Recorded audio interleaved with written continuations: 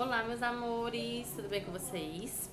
Hoje nós vamos encerrar o nosso capítulo da semana passada, tá certo? Nosso capítulo 13. Nós vamos continuar falando sobre as estrelas, tá bom? Nós vamos encerrar esse capítulo hoje, com apenas 2 atividades restantes do capítulo, bem tranquilo, bem simples, bem pouco hoje, tá ok? Pra na semana que vem a gente acelerar um pouquinho o conteúdo no capítulo 14, tá certo? Nós vamos iniciar na página 64. Na página 64, nós vamos falar sobre os planetas que recebem os mesmos nomes de alguns deuses gregos, tá certo? Aqui no livro de vocês, nós temos os exemplos dos planetas e dos deuses que foram criados, tá bom? O nome do planeta Mercúrio foi dado em homenagem a um deus do qual os antigos romanos acreditavam.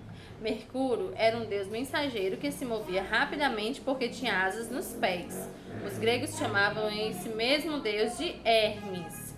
Então, o Mercúrio, ele tem a mesma representação, o mesmo nome desse deus grego, tá certo? A qual os gregos chamavam de Hermes. O planeta Vênus tem a representação de uma deusa romana da beleza e do amor. Já para os gregos, ela é conhecida como Afrodite. Por ter uma superfície avermelhada, o planeta Marte pode ser visualizado no céu com essa tonalidade ou na cor laranja. Seu nome se refere ao deus da guerra, para os romanos, também conhecido como Ares na crença grega. Planeta Marte, e aqui a representação do antigo deus romano Marte. No livro de vocês tem o planeta e a representação do deus, tá certo? Por que é uma representação? Porque a gente não sabe realmente como eles eram de fato, tá certo? O planeta Júpiter tem a representação do antigo deus romano Júpiter. É o maior de todos os planetas do sistema solar, e seu nome foi dado em homenagem ao deus mais poderoso segundo os romanos, também conhecido como Zeus para os gregos. Saturno é o segundo maior planeta do sistema solar e tem o maior conjunto de anéis. Seu nome vem do deus romano do tempo, que na crença grega é chamado de Cronos. Urano é um deus do universo, conhecido na crença romana como céu.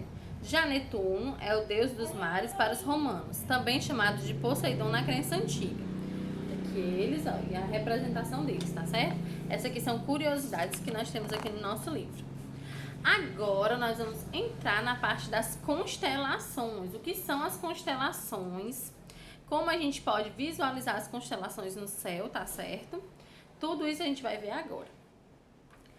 Imagine que você está no campo, distante da luminosidade da cidade e observando um céu bem estrelado.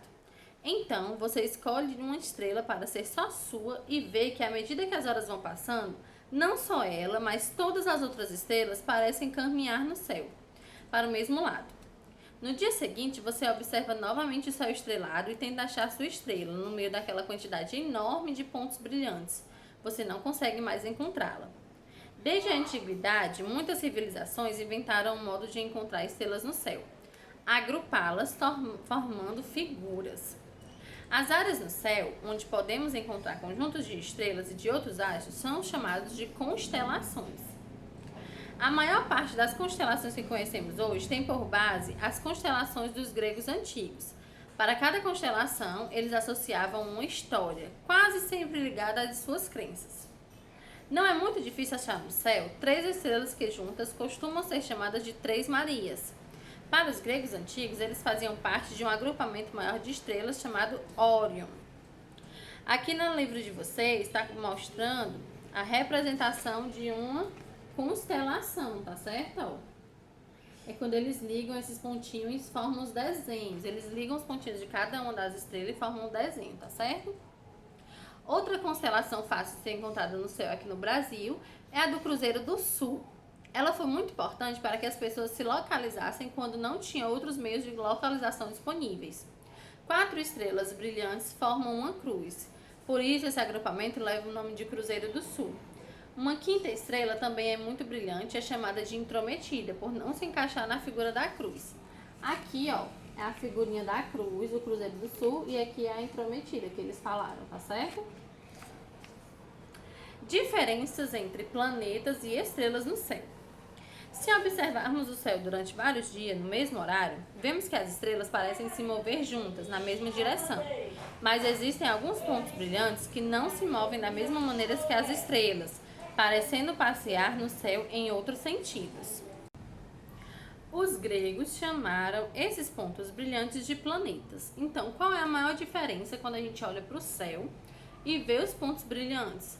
As estrelas, elas parecem andar, elas parecem caminhar no céu de acordo com o que a gente vai observando. Já os planetas é como se eles ficassem um ponto fixo naquele céu, tá certo? Atualmente, as diferenças entre estrelas e planetas são conhecidas. Estrelas emitem luz própria, sendo astros luminosos. Já os planetas não são astros iluminados, são astros iluminados pelas estrelas, ou seja, não emitem luz próprias. Além disso, os planetas se movem em torno de uma estrela e são sempre muito menores do que ela. Em nosso sistema solar, por exemplo, os 8 planetas se movem ao redor do Sol.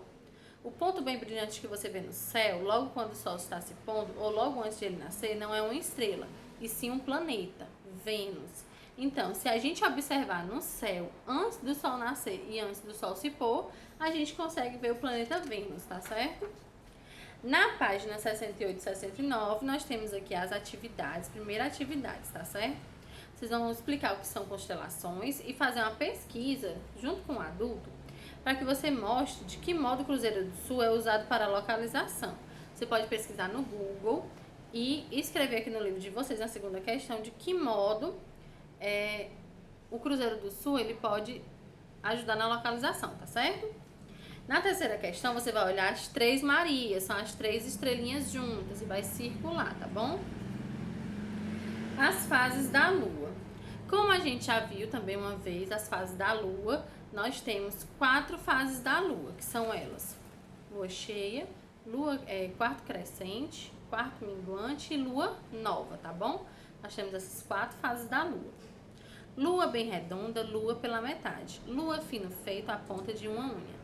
Lua sumida, Lua durante o dia. Quantas formas a Lua parece ter? No espaço abaixo, faça desenhos para mostrar as formas da Lua que você já observou no céu. Então, você vai pensar quais foram as formas que você já viu a Lua no céu e vai desenhar aqui, tá certo? Depois, você vai fazer uma hipótese. O que é uma hipótese? É o que você está pensando antes de saber se realmente é ou não. O que você está imaginando que seja.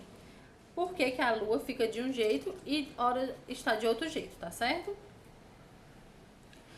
A Lua está sempre no céu. Mesmo quando estamos vendo somente um pedaço dela, ela está sempre lá inteirinha. Isso acontece porque somente uma parte da Lua está iluminada pela luz do Sol. Observe com atenção a iluminação na figura abaixo, nessa imagem do pôr do Sol. O Sol já está abaixo do horizonte e ilumina mais a parte da Lua que está voltada para ele. A parte da Lua que está voltada para cima não é vista porque não recebe luz, logo, nenhum pedaço da Lua sumiu. Ela está lá no céu, bem redonda. Ó, aqui nós podemos ver que está a Lua inteirinha, ó, no céu. E se a gente olhar para o céu também à noite, a gente consegue ver a Lua inteirinha, só que a gente só consegue ver mais fácil a parte mais iluminada em algumas vezes, tá? Ao longo de aproximadamente 29 dias, a Lua realiza um giro completo em torno da Terra. E por isso, o modo como a Lua vai sendo iluminada muda, fazendo com que ela pareça ter seu formato modificado, crescendo e depois diminuindo. Esse movimento gera o que chamamos de fases da Lua. As 4 fases da Lua são Lua cheia, Lua nova, Lua minguante, Lua crescente. Agora, vocês vão responder aqui no livro de vocês a página 71, tá certo? Nós podemos chamar as fases da Lua de quarto crescente ou quarto minguante também, que é como as pessoas costumam chamar essa fase da Lua, tá bom? Na página 72 e 73, nós temos um breve resumo desse capítulo, de tudo que a gente estudou. Vocês têm que ler, tá certo? Essas 2 páginas, pra gente realizar um resumo de todo o capítulo que a gente acabou de estudar. Qualquer dúvida que vocês tiverem, entre em contato com a tia, que te ajuda a fazer as tarefas, tá certo? Ajuda a realizar, tirar as dúvidas que vocês tiverem e me enviem a tarefa no privado, tá bom? Qualquer dúvida, estou à disposição de vocês. Até a nossa próxima aula.